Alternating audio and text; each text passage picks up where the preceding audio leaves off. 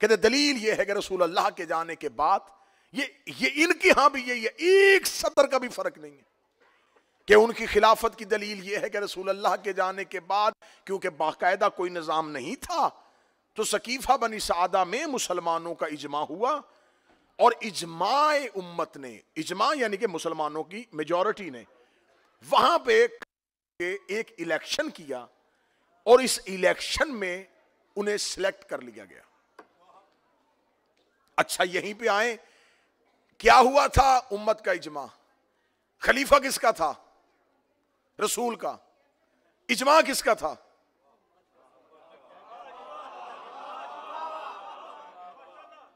میں امام حسین کا سب سے چھوٹا سا ذاکر ہوں، اتنا پڑھا لکھا بھی نہیں، میں مجلس میں دیر سے آ جاؤں اور مجمع اکٹھا ہو کے کہے کہ آج ہم پھر فیصلہ کر لیتے ہیں کہ کس کو پڑھائیں، اور ایک اجماع کے ساتھ ایک بندے کو کھڑا کریں اور کھڑا کر کے اسے زبردستی پیچھے سے دھکا دے کے وہ کہ میں نہیں بیٹھنا چاہتا، کہ نہیں جی آپ بزرگ ہیں،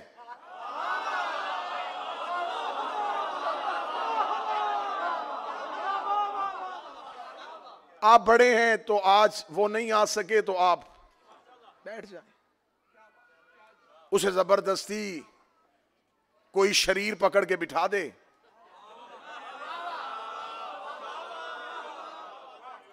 اب وہ بیٹھ کے کھانسنا شروع کر دیں تو آپ آگے سے چپ بیٹھے ہیں، بھائی بٹھایا ہے تو پڑھاؤ، تو وہ کہیں لیں صاحب سن لیں، آپ نے مجھے پکڑ کے بٹھا تو دیا ہے، پڑھ میں لیتا ہوں لیکن اگر کچھ غلط پڑھ دوں تو مجھے ٹھیک کر دینا۔ جس نے ہاتھ اٹھایا ہے شہزادی اس ہاتھ کو سلامت رکھے، یقیناً تمہاری نگاہ تاریخ پہ ہے تو ہاتھ اٹھائے، ہر بات تو منبر سے بھی کھول کے بیان نہیں ہو سکتی۔ وہ کھانستے ہوئے کہہ دے کہ حضور پکڑ کے بٹھا دیا ہے، بس آ گیا ہوں، بیٹھ گیا ہوں، آج مولانا نہیں آئے تو چلو میں کوشش کرتا ہوں میں جتنا پڑھ سکوں، لیکن اگر کچھ غلط پڑھ دوں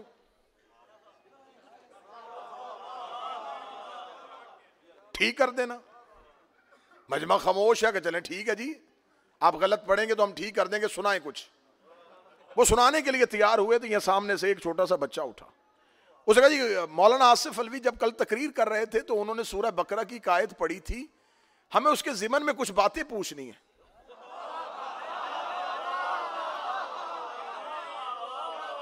اب وہ بیٹھ تو گیا میری جگہ پہ، تیاری اس کی تھی کوئی نہیں، تو اس نے کہا بیٹا کیا قرآن میں کوئی سورہ بقرہ بھی ہے؟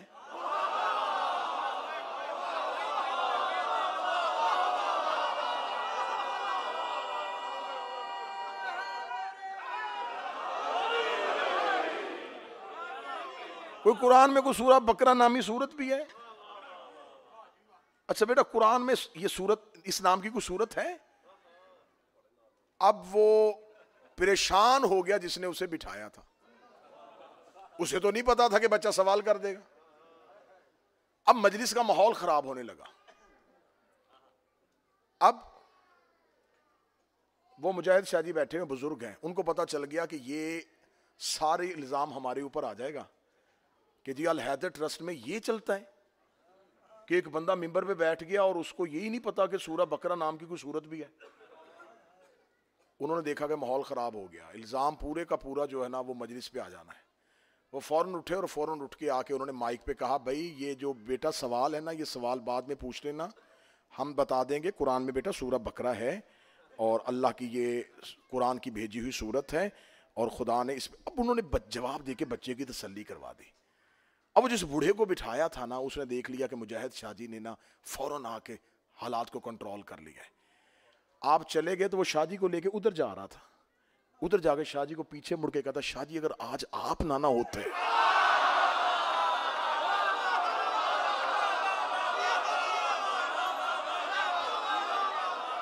میں مارا گیا تھا۔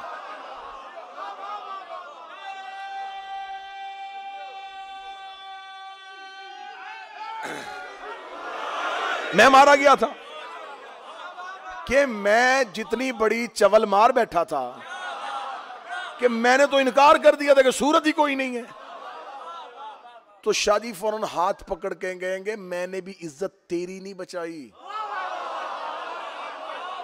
بات مجلس پہ آ رہی تھی، کل کو لوگوں نے کہہ دینا تھا مجلس حسین میں جو مرضی ممبر پہ آ کے بیٹھ جاتا ہے، بندے علی سے کہتے ہیں یا علی تو نے بچا لیا، فرمایا عزت تمہاری نہیں بچائی، عزت محمد کی بچائی۔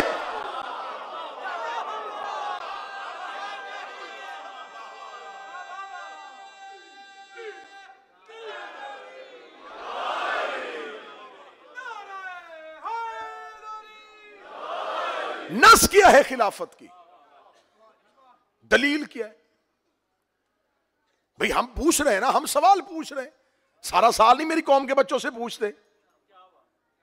محرم شروع ہوتا ہے تو سوشل میڈیا پہ شروع، گھوڑا کہاں لکھا ہے، ماتم کہاں لکھا ہے، ذوالجناح کہاں لکھا ہے، کالے کپڑے پہننا کہاں لکھا ہے، لکھا ہے لکھا ہے لکھا ہے، کہنے والوں کچھ ہمیں بھی تو بتاؤ کہ خلافت کہاں لکھی ہے۔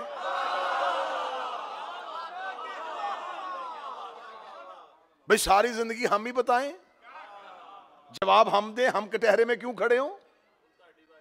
سوال کا ویسا ہی جواب دیا کرو۔ جناب بہلول بیٹھے ہوئے تھے دربار میں، اور دربار میں اہل علم کے درمیان ایک بحث چل رہی تھی۔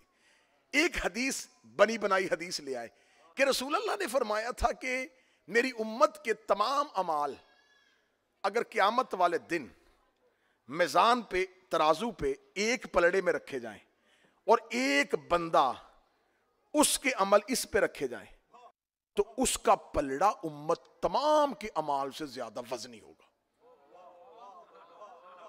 اب یہ حدیث بنی تھی، یہ ہوم میڈ حدیث تھی،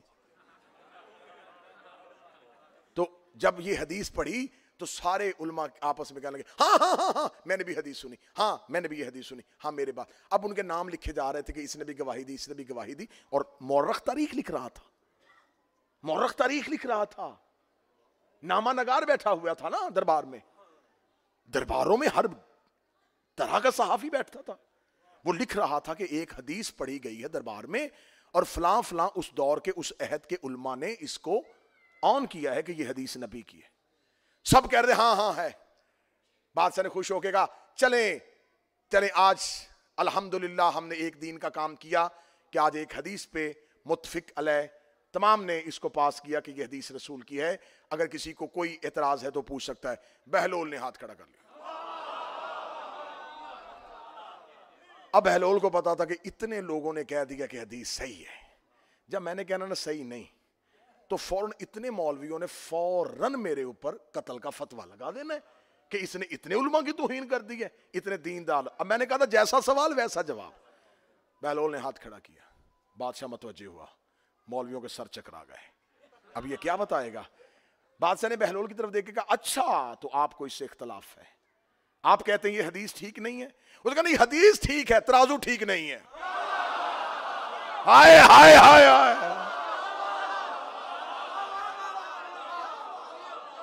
حدیث ٹھیک ہے، ترازو ٹھیک نہیں ہے۔ ساری امت کے عمل ایک بندے کے ساتھ۔ تو آپ ہم سے پوچھ رہے ہیں یہ کہاں لکھا ہے، یہ کہاں لکھا ہے، یہ کہاں لکھا ہے؟ آج ہم پوچھنے بتا دیں کہ آپ نے جو پہلا خلیفہ بنایا یہ کہاں لکھا ہے؟ کہتے جی نہیں، امت نے اکٹھے ہو کے اجماع سے بنا دیا تھا۔ اچھا امت نے اجماع سے بنا دیا تھا؟ خدا قرآن میں کہتا جب اللہ نے پہلا خلیفہ بنایا تھا وَإِذْ قَالَ رَبُّكَ لِلْمَلَائِكَةِ إِنِّي جَاعِلٌ فِي الْأَرْضِ خلیفہ، جب اللہ نے پہلا خلیفہ بنایا تھا تو فرشتوں نے اجماع کے ساتھ اللہ کو جواب دیا تھا اسے خلافت نہ دے، زمین پہ فساد ہو جائے گا۔ خدا نے فرشتوں کے اجماع کو ٹھکرایا اور کہا چپ، صرف سجدہ کرو۔ اب سر پہ قرآن رکھ کے بتانا جو اللہ اپنی خلافت پہ معصوموں کا اجماع برداشت نہیں کرتا،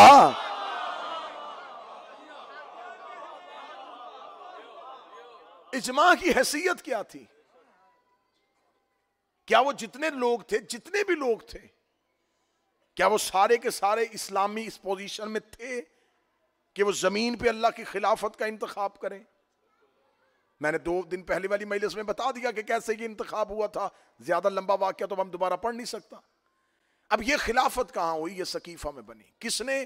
ایک صحابی نے دوسرے صحابی کا ہاتھ پکڑ کے بلند کیا۔ یہ ہے تمہارے پاس پہلی خلافت کی دلیل کہ پہلا خلیفہ سقیفہ بنی سعدہ میں بنا، اور کسی نے اعلان نہیں کیا تھا، رسول واضح کوئی پالیسی نہیں دے کے گئے تھے، ایک صحابی نے بعد میں اس کا ہاتھ پکڑ کر بلند کر کے کہہ دیا کہ یہ بزرگ ہیں، نبی کے رشتہ دار ہیں، نبی کو زیادہ محبوب بھی ہیں، میں بھی ان کی بیعت کرتا ہوں، آپ بھی ان کی بیعت کر لیں۔ یہاں سے پہلا خلیفہ بن گیا۔ پھر پہلا جاتا ہوا جس نے اسے بنایا تھا خلافت اس کی طرف دے کے چلا گیا، پھر اس نے ایک کمیٹی بنا دی، پھر خلافت تیسرے خلیفہ کے پاس چلی گئی۔ اس کا مطلب یہ ہے تمہارے پاس خلافت کی نص۔ اب یہ ہے خلافت والوں کے پاس دلیل، سقیفہ میں بنا، اجماع سے بنا، ایک صحابی نے ہاتھ پکڑ کے بلند کیا۔ اب ہم سے پوچھو ہم نے علی کو امام کیوں بنایا ہے؟ نہ اجماع کے ساتھ بنایا، نہ ووٹوں کے ساتھ بنایا۔ رسول اللہ نے اپنی آخری حج میں حجت الوداع کے موقع پر علی کا ہاتھ پکڑ کر بلند کر کے لوگوں کو بتایا کہ یہ جو اعلان میں اس کی ولایت کا کر رہا ہوں یہ میں اپنی مرضی سے نہیں کر رہا، ابھی جبریل آیا اور اس نے مجھے کہا ہے کہ اگر تو نے یہ نہ پہنچایا تو تو نے رسالت کا کچھ بھی نہیں پہنچایا، اس لیے علی اور علی کے بیٹے میرے بعد تمہارے مولا اور تمہارے ولی ہیں۔ یہ ہے ہمارے پاس امامت کی دلیل۔ شیعہ ہو سنی ہو فیصلہ گھر جا کے کرنا۔ اور میرا اہل سنت بھائی کس ماحول میں زندگی گزار رہے ہو؟ ایک خلیفہ بنا نبی کی زندگی میں، ایک بنا نبی کے بعد، ایک بنا غدیر میں، ایک بنا سقیفہ میں، ایک کا ہاتھ نبی نے بلند کیا، ایک کا ہاتھ صحابہ نے بلند کیا، ایک بنا میں، ایک بنا 1,24,000 صحابہ میں۔ اب مجھے بول کے بتاؤ قرآن میں اطاعت نبی کی واجب ہے یا صحابی کی واجب؟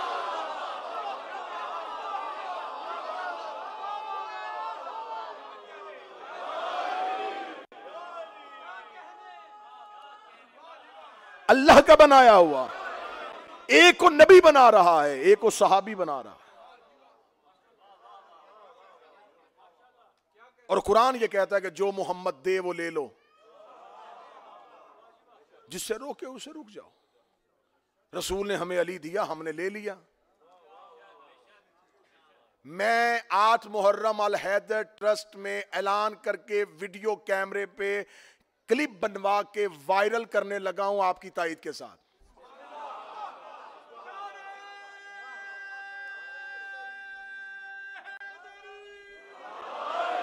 اب اگر میں صرف اعلان کروں گا اور مجمع خاموش رہے گا تو لوگ کہہ دیں گے یہ صرف اس نے خود اپنا کیا، اس کے مجمع کی سے تائید نہیں تھی۔ میں الحیدر ٹرسٹ میں یہ قرارداد پاس کرواتے ہوئے یہ اعلامیہ پوری دنیا کو سنانے لگا ہوں، لا الہ الا اللہ محمد رسول اللہ علی ولی اللہ۔ مجھے 14 کی سچائیوں کی قسم ہے، اگر خم غدیر پہ رسول حضرت ابو بکر کا ہاتھ بلند کرتے ہم انہیں خلیفہ مان لیتے۔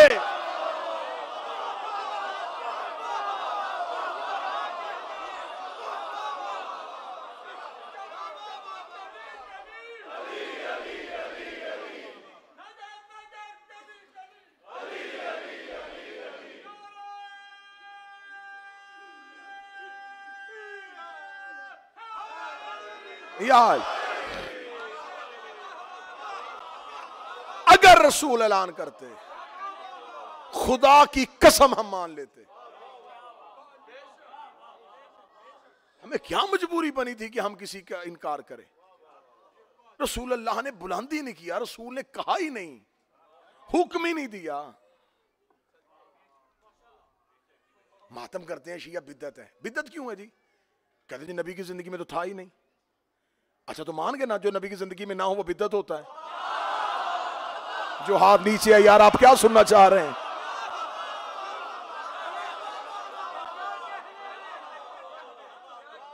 یہ گھوڑا نکال دے نبی کی زندگی میں تو تھا ہی نہیں، ماتم کر دے نبی کی زندگی میں تو تھا ہی نہیں۔ اچھا جو نبی کی زندگی میں نہیں ہوتا وہ نہیں مانتے نا، تو یہ نبی کی زندگی میں خلیفہ تھے ہی نہیں۔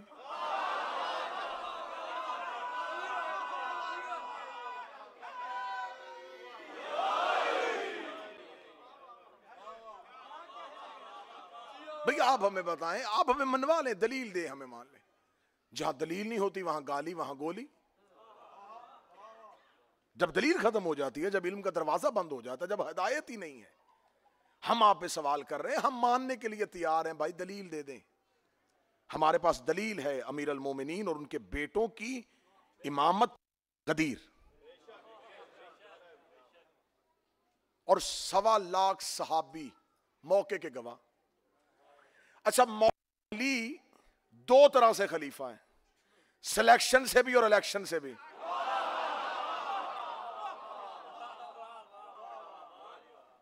سلیکشن اللہ نے کی غدیر میں, چوتھے نمبر پر الیکشن ہوا, پھر علی الیکٹ ہو گئے. لیکن علی والے الیکشن میں اور پہلے الیکشنوں میں فرق تھا. علی فارم 47 سے آئے تھے,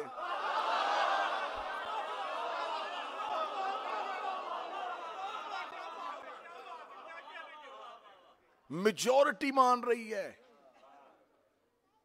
یقین کریں اگر صرف الیکشن کو ہی دیکھا جائے کہ پہلی خلافت کے الیکشن میں اور علی کے الیکشن میں کیا فرق ہے, زمین آسمان کا فرق ہے.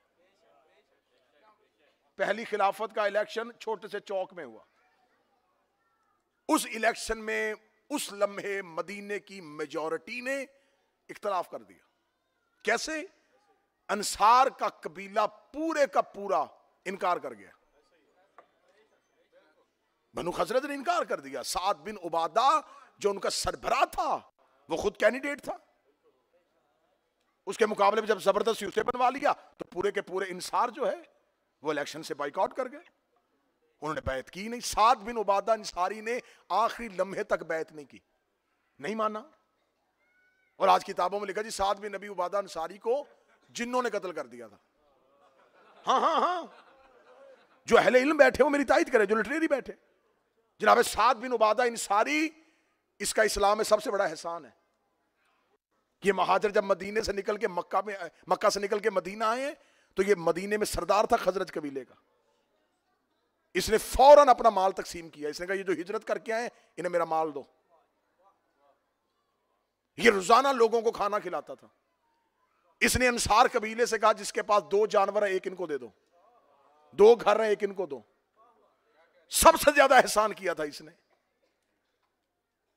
یہ کہتے جی شیعہ صحابہ کی بات نہیں کرتے, لو میں کر رہا ہوں. سعد بن عبادہ انصاری نے اسلام میں مسلمان جو مکہ چھوڑ کے آئے تھے ان پہ سب سے زیادہ احسان کیا تھا, اور انہوں نے پہلے خلیفہ کی بیعت نہیں کی تھی. ان سے زبردستی چھڑوا دیا گیا تھا مدینہ, اور بعد میں ان کو سفر کے دوران نامعلوم جگہ سے ایک تیر آیا اور لگا اور مدینے میں مشہور ہوا, جنوں نے قتل کر دیا. آج تک کتابوں میں سعد بن عبادہ انصاری کا لکھا ہے. سعد بن ابی عبادہ انصاری بڑے برگزیدہ اصحاب رسول تھے, لیکن ان کو جنات نے قتل کر دیا تھا. جنوں نے قتل کیا, ہمیں پتہ ہے کنہوں نے کیا ہے.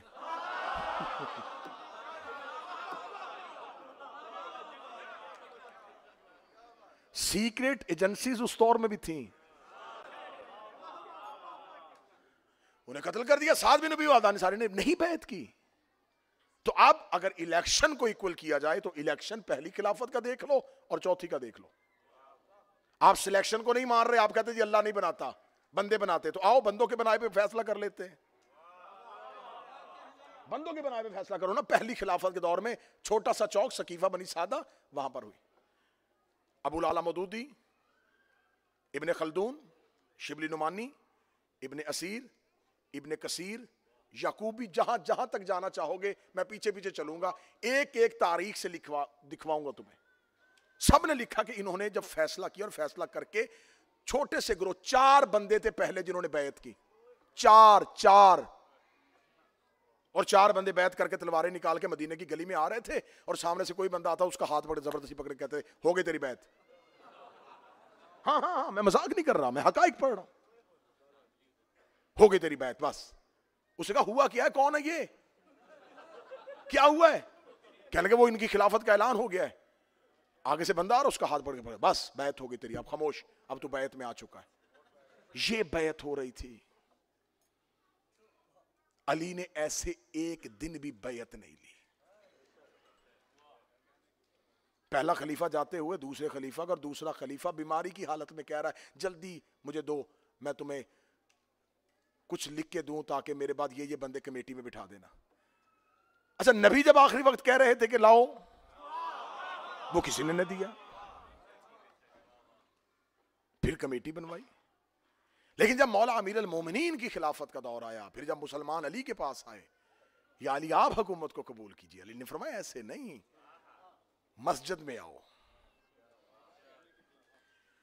300 اصحاب بدر زندہ تھے جنہوں نے مولا علی کے ہاتھ پہ بیعت کی. بیعت رضوان والے اصحاب موجود تھے جنہوں نے علی کے ہاتھ پہ بیعت کی. صرف 19 افراد وہ تھے جنہوں نے علی کے ہاتھ پہ بیعت نہیں کی. 19 افراد تھے, ان کے نام کتابوں میں لکھے. عبداللہ ابن عمر نے بیعت نہیں کی, سعد بن ابی وقاص نے بیعت نہیں کی, مغیرہ ابن شعبہ نے بیعت نہیں کی. علی نے ان میں سے کسی سے بھی زبردستی بیعت نہیں لی. انہوں نے مسجد میں اندر کھڑے ہو کے کہا علی ہم تیری بیعت نہیں کریں گے. علی فرمایا بیعت نہ کرو لیکن مدینے کا امن خراب نہیں کرنا. جناب سیدہ سنو, کربلا کے حقائق سنو, شیعو کربلا کے راز سنو. جناب سیدہ رسول اللہ کے جانے کے بعد روزانہ یہ جو ہم ہاتھ میں خاک شفا کی تسبیح پکڑتے ہیں, سب سے پہلے قبر کی خاک کی تسبیح بی بی نے بنائی تھی, اور جناب حمزہ کی قبر کی مٹی لے کے اس کی تسبیح بنائی تھی. جناب حمزہ کی قبر جو جا چکے ہیں وہ میری تائید کرنا, جو نہیں گئے وہ جا کے ریسرچ کرنا اور گوگلز پہ چلے جانا, جا کے دیکھنا کہ بنی ہاشم کے محلے سے جناب حمزہ کی قبر کا کتنا فاصلہ ہے. جناب زہرا گھر سے نکل کے روزانہ وہاں جاتی تھی اور وہاں جا کے بیٹھتی تھی اور بیٹھ کے روتی تھی. میں فضائل پڑھ رہا ہوں. ایک دن محبوب بن لبید ایک صحابی اپنی بیوی کے ساتھ گزر رہا تھا, یہ جناب حمزہ کی قریب سے گزرا, قبر کے قریب سے, تو اس کی زوجہ نے کہا بنت پیغمبر بیٹھی ہے. اس نے کہا جلدی جا, اچھا موقع ہے, میرے دل میں کچھ سوال ہیں ان کے جواب لے کے جا, کیونکہ رسول کی بیٹی ہے میں نے جا سکتا, تو جا کے پوچھ کے بی بی تیرے پاس کیا دلیل ہے کہ علی خلیفہ ہے. اس کی بیوی گئی اور اہل سنت کتابوں میں لکھا ہے, بی بی نے کہا علی کی خلافت کیا یہ دلیل کافی نہیں ہے کہ میرا بابا رسول اس کی خلافت کا اعلان کر کے گیا تھا. اس صحابی کی بیوی ہے اور اس نے اس کے اپنے شوہر سے کہا محبوب سے کہ بی بی کہہ رہی ہے کہ میرا بابا اعلان کر گیا. اس نے کہا پوچھ کیا کب کیا تھا. یہ دوبارہ واپس آئی, دوبارہ آ کے کہتی شہزادی پوچھنا چاہتی ہوں کہ رسول اللہ نے کب آپ کے شوہر کی خلافت کا اعلان کیا تھا.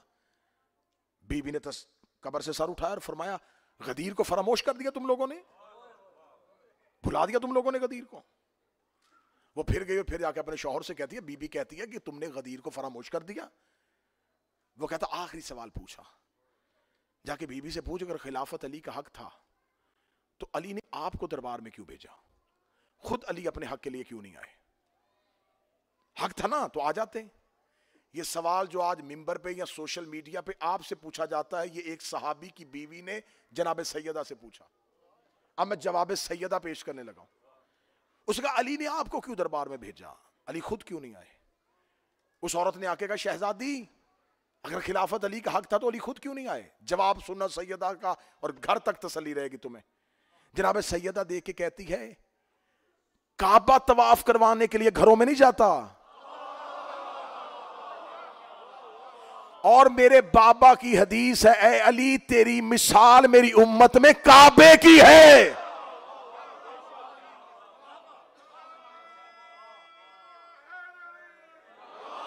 اے علی تیری مثال میری امت میں کعبہ کی ہے. کعبہ طواف کروانے کے لیے نہیں جاتا, مسلمان طواف کرنے کے لیے کعبہ کے پاس آتے. علی کو خلیفہ ماننا مسلمانوں کا حق تھا, امیر المومنین پہ نہیں تھا کہ یہ بنائیں گے تو خلیفہ بنیں گے.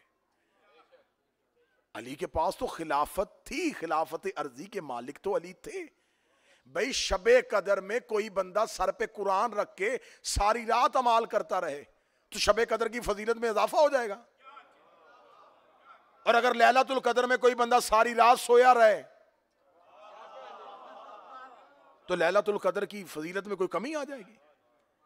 لیلۃ القدر کی نہ عزت میں اضافہ ہوتا ہے نہ اس کی فضیلت میں کمی آتی. نہ کسی کے سونے سے وہ کم ہوتی ہے نہ کسی کی عبادت کرنے سے وہ بڑھتی ہے. علی کسی کے چھوڑنے سے گھٹتا نہیں ہے اور علی کسی کے ماننے سے بڑھتا نہیں ہے. ہاں علی کو چھوڑنے والا روز گھٹتا ہے اور علی کو ماننے والا روز بڑھتا ہے. غدیر کے بعد مسلمانوں نے, یہ اسباب کربلا ہیں, یہ اسباب کربلا ہیں. کربلا کو صرف کربلا سے شروع نہ کرنا, کربلا کو روز اول سے شروع کرنا, کہ کربلا کے اسباب کیا ہیں.